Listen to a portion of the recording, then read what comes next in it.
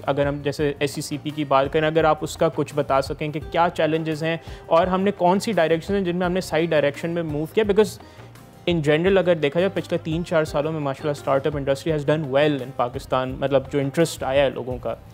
नहीं बिल्कुल, I think पिछले, अगर मैं कोविड के बाद से देखना शुरू करूं तो हमने रेगुलेटरी लैंडस्केप को 2 इदारों की अगर मैं पर्टिकुलरली तारीफ़ करना चाहूँगा। एक तो स्टेट बैंक ने शुरू में, अब थोड़ा कम, बट और अभी SCCP, उनके जो करंट चेयरमैन भी हैं आकिफ सईद साहब, like he is done a phenomenal job.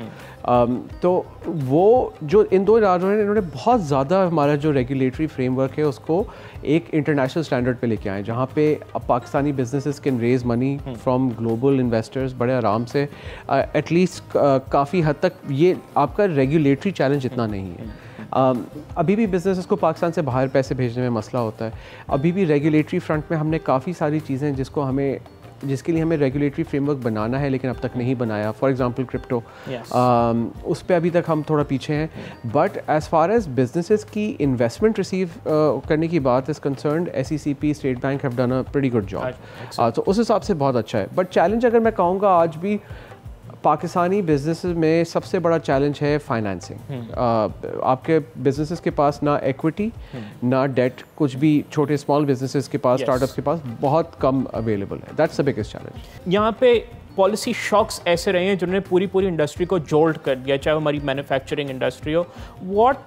किस तरह के कंसिडरेशंस हों या किस तरह के आप समझें डिस्ट्रप्शंस होने चाहिए जो अभी इकोसिस्टम है कि उसमें हम चीज़ें बेहतर कर सकें, जिधर समझें स्टार्टअप्स को बेहतर आई थिंक फंडिंग मिल सके या थोड़े लिक्विडिटी इश्यूज उनके हो सकें, बिकॉज जॉब्स भी तो क्रिएट करनी है, इंडस्ट्री को भी तो फ्लरिश करना है। देखिए बिल्कुल एब्सोल्युटली, अगर आपने जॉब्स क्रिएट करनी है पाकिस्तान में तो आपको फाइनेंसिंग इनेबल करनी है। पाकिस्तान में फाइनेंसिंग इनेबल करने का तरीक़ाकार सिर्फ ये है कि और इन्वेस्टर्स आएँ पाकिस्तान में, सिर्फ बाहर से नहीं, पाकिस्तान के और लोकल लोग भी और लोकल फंड्स भी को जिनका काम पूरा का पूरा सिर्फ इन्वेस्ट करना हो। अब तक पाकिस्तान में फॉर एग्ज़ाम्पल अगर मैं सिर्फ वेंचर कैपिटल फंड्स देखूं, कोई 8-9 हैं, जो से 10 होंगे मैक्स, जो पाकिस्तान डेडिकेटेड हैं, जो बाहर भी हैं लोकल भी हैं लेकिन पाकिस्तान डेडिकेटेड हैं। India has 1500, right. सो वो इकॉनमी इतना फ़र्क नहीं है जितना हमारे इन चीज़ों में फ़र्क है।